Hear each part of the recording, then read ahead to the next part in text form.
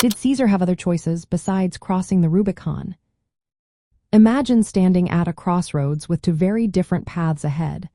One leads to peace and political maneuvering, the other to war and chaos. That was the situation Julius Caesar faced. Caesar had options before crossing the Rubicon River, which marked the boundary between his province of Cisalpine Gaul and Italy. One choice was to try to negotiate with Pompey and the Senate.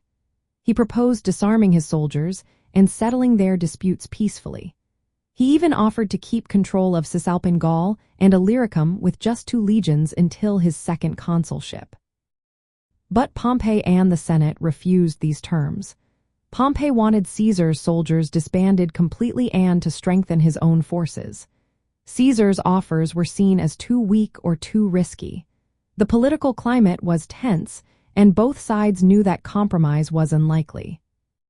Caesar could have chosen to disarm and return to Rome without conflict. That would have meant giving up his military power and influence. It might have saved him from civil war, but it also would have meant political death. Caesar was aware that disarmament would make him powerless and vulnerable to his enemies.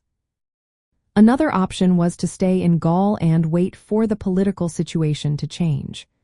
But waiting could have meant losing his influence and possibly being prosecuted or sidelined by his rivals. The Senate and Pompey saw Caesar's growing power as a threat to the Republic's stability. Crossing the Rubicon was a bold decision.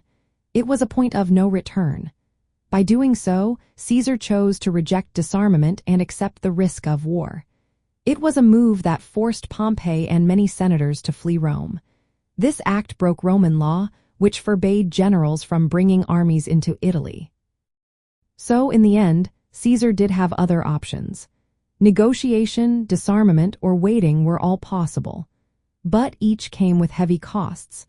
His choice to cross the Rubicon was driven by the belief that peaceful options had been exhausted. It was a calculated risk that changed the course of history forever.